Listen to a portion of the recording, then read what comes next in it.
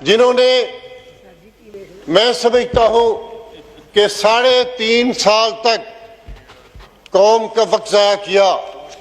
6 माह लग गए IMF के पास जाते जाते, और 3.5 साल के अंदर उन्होंने मुईशत का भट्टा बटा दिया और आम आदमी पर इतना बोझ पड़ा। डॉलर की कीमत 115 से बढ़कर 190 रुपए तक चली गई और पेट्रोल की कीमतें, डीजल की कीमतें, बिजली की कीमतों में बेतहाशा इजाफा किया गया। इमरान खान जब डी चौक में खड़ा था तो उस वक्त कहा करता था कि मैं जब वजीर आजम बनूंगा तो जो GST और जनरल सेल टैक्स और दूसरे टैक्स जो लगाए गए हैं उनको खत्म कर दूंगा और पेट्रोल की, डीजल की कीमतों को नीचे लाऊंगा। मैं जब वजीर आजम बनूंगा मुल्क को खुशहाली की तरफ लेके जाऊंगा, एक अजीम मुल्क बनाऊंगा। मैं जब वजीर आजम बनूंगा तो IMF से नेगोशिएशन नहीं करूंगा, बैरून मुल्क पाकिस्तानियों से 200 अरब डॉलर लाऊंगा, 1 अरब डॉलर IMF के मुंह पे मारूंगा और दूसरे अरब से पाकिस्तान की मुईशत को उठाऊंगा। पाकिस्तान में लोग नौकरियां लेने के लिए आया करेंगे। 1 करोड़ घर बना के दूंगा, 1 करोड़ नौकरी दूंगा, 50 लाख घर दूंगा। और जो उसने वादे किए थे, आज अगर हम देखें उन वादों से कोई एक वादा भी पूरा नहीं हुआ। आज जब वो नाकामी की तरफ बढ़ रहा था, अगर उसके खिलाफ अदम एतमाद की तारीख ना आती तो शायद 2 माह बाद लोग उसके खिलाफ गलियों सड़कों पे नारे लगा रहे होते। तो मैं समझता हूं कि PDM की क़यादत और पीपल्स पार्टी और दूसरी जमातों की क़यादत, जिन्होंने ये महसूस करते हुए, ये देखते हुए कि अगर इस वक्त इस हुकूमत को न रोका गया, इसके खिलाफ तारीख एतमाद न लाई गई तो शायद ये मुल्क को दिवालिया करने की तरफ चला जाए।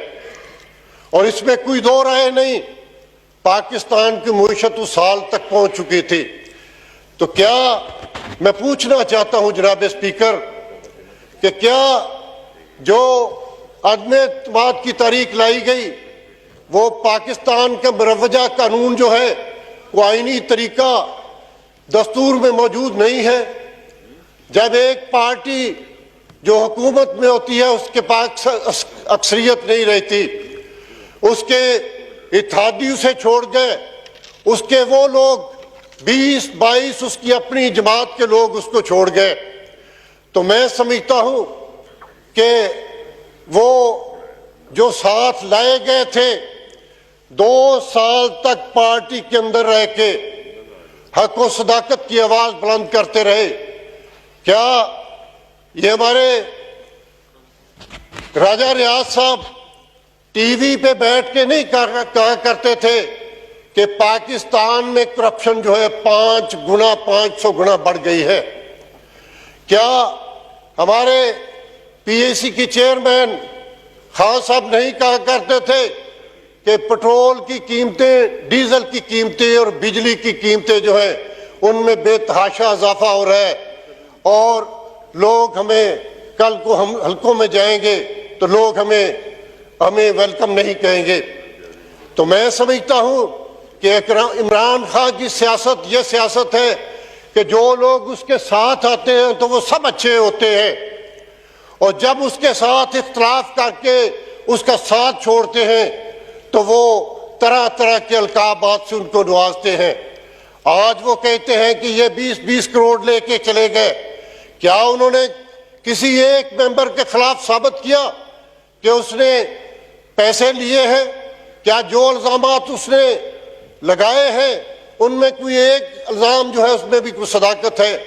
तो मैं समझता हूं कि ये बजट जो हमने पेश किया इसके मुहर्रकात जो है, इसकी महंगाई के जो जिम्मेदार हैं वो साबका हुकूमत है जिस ऐसा आज हम यहां तक पहुंचे हैं।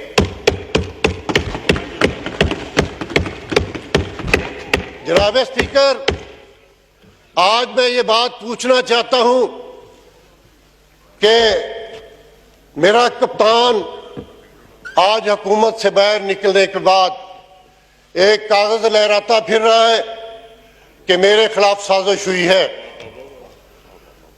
और उस साजिश की कड़ियां वो अमेरिका के साथ मिलाता है।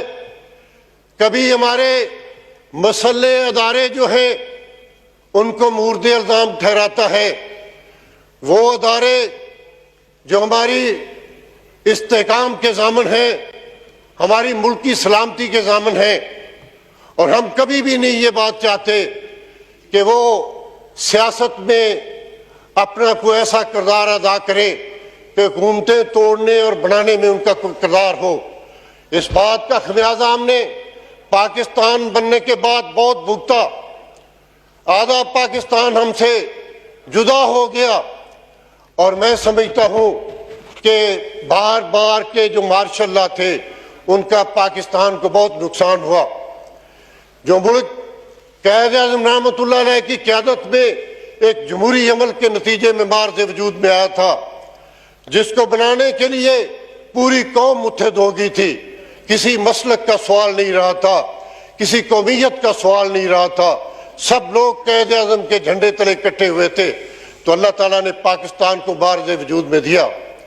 तो मैं समझता हूं इस मुल्क का एक आइन है, उस आइन से रूगर्दानी नहीं होनी चाहिए, उस दस्तूर के मुताबिक मुल्क को चलाना चाहिए।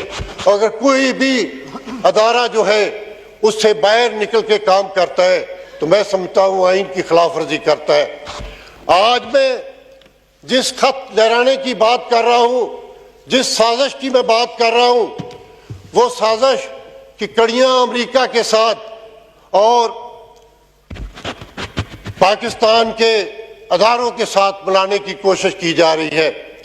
कल भी इमरान खान ने अपनी तकरीर के आखिर में एक बात कही कि ये न्यूट्रल जो है, क्या ये न्यूट्रल है? तो मैं समझता हूं कि इस किस्म का रवैया जब इमरान खान लाहौर से एक मुंतखब हुकूमत 2013 में जो मुंतखब हुई थी, जनाब मियां मोहम्मद नवाज शरीफ की क़यादत में 2/3 अक्सरियत के साथ यहाँ पे मौजूद थी, उसके खिलाफ एक जत्थाबंदी के नतीजे में वो एक लश्कर लेकर इस्लामाबाद की तरफ बढ़ा। तो मैं समझता हूँ क्या वो किसी साजिश का नतीजा था? क्या उसके खिलाफ जगह जगह जो खुद ब खुद रुकावटें हट दी गई, तो क्या वो भी किसी साजिश का नतीजा था? और इस्लामाबाद पहुंचकर उसने जिस डी चौक में बैठना था, उस जिस चौक जहां जो जगह उसके लिए मखसूस की गई थी, उसको छोड़ के तमाम रुकावटें तोड़ते हुए वो डी चौक तक पहुंचे। और डी चौक के अंदर जब वो आए तो उनके फर्स्ट कजन जो जनाब तैरुल कादरी साहब थे, वो भी किसी साजिश के नतीजे में उनके साथ शामिल किए गए थे। और डी चौक के अंदर उन्होंने जो कौमी असम्बली की दीवारों पे और सुप्रीम कोर्ट की दीवारों पे जो गंदी शलवारें लटकाई थी, वो भी किसी साजिश का नतीजा था। क्या इमरान खान जब पीटीवी की तरफ हमला करने के लिए बढ़ रहा था, उस साजिश के पीछे कौन कौन किरदार थे? और जब वजीर आजम हाउस पर कब्जा करने की कोशिश की जा रही थी, तो उस साजिश के पीछे कौन कौन किरदार थे?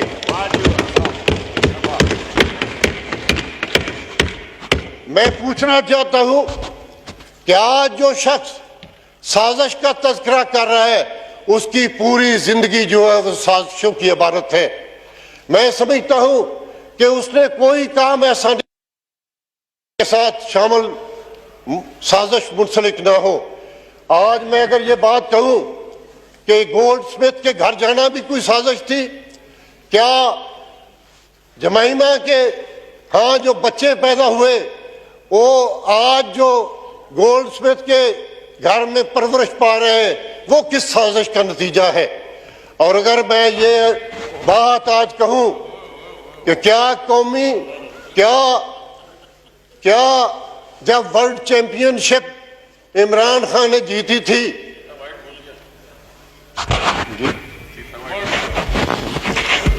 सीता वाइट का जिक्र आप कर देना,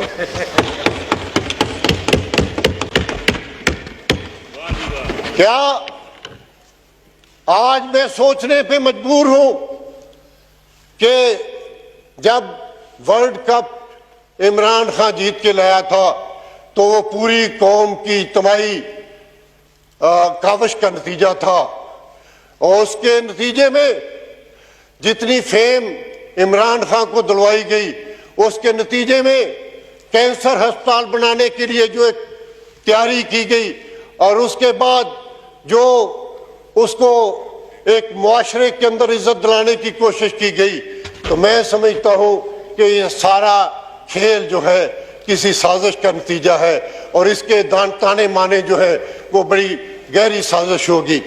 आज अगर मैं ये बात कहूं कि जब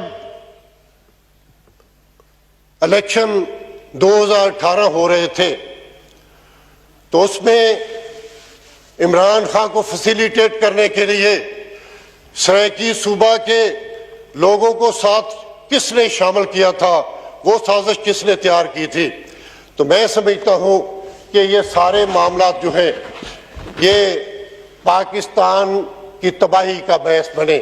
आज अगर वो लोग अपने ज़मीर की आवाज़ के साथ इमरान खान के साथ इख्तलाफ करके, जिनकी 2-2, 2.5 साल तक बात नहीं सुनी गई, वो पार्टी को छोड़ के अलहदा हुए, और इमरान खान इस बात को खूबी जानता है कि उन लोगों ने पार्टी मीटिंग में बारहा दफा अपने शिकवे शिकायतें की लेकिन उनकी सुनवाई ना हुई, और इसी तरह इत्तेहादियों के साथ जो मुआहदे किए गए उनको पूरा ना किया गया।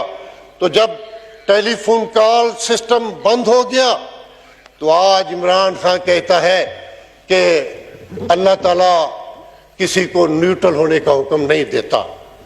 अगर इमरान खान हुकूमत में हो तो तमाम अदारे उसके साथ दाएं बाएं उसके साथ खड़े हों, जब इमरान खान हुकूमत में ना हो तो कोई दूसरे आदमी हुकूमत में हो तो उस वक्त तो एम्पायर की उंगली का मुंतजर होता है कि किस वक्त 2/3 अक्सरियत की हुकूमत को चलता किया जाएगा।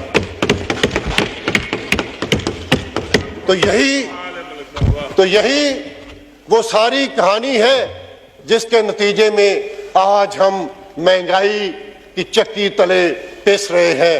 क्या IMF के साथ जो मुआहदे किए गए हैं वो इमरान खान की हुकूमत ने नहीं किए?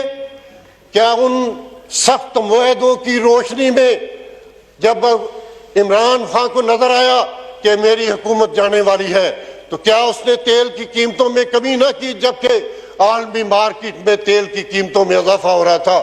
तो मैं समझता हूं ये सब कुछ जानते बूझते उसने मुल्क की मईशत को दांव पर लगाया, और आज जो महंगाई हुई है, अगर मैं ये बात कहूं कि आज की मौजूदा जो हुकूमत है उसके पास कोई दूसरा रास्ता नहीं था, उसके सामने 2 रास्ते थे कि वो पाकिस्तान को दिवालिया होने देते या पाकिस्तान की तबाही होने से पाकिस्तान को बचाने के लिए अपनी सियासत को दांव पे लगा के इस मुल्क को बचाने के लिए आगे बढ़ते। आज की हुकूमत ने, तमाम सियासी जमातों की हुकूमत ने और अपनी सियासत को दांव पे लगाया है, लगा के इस मुल्क को बचाने के लिए उन्होंने ये तमाम जिम्मेदारी ली है और हम इस जिम्मेदारी को कबूल करते हैं। और इंशाल्लाह वो वक्त दूर नहीं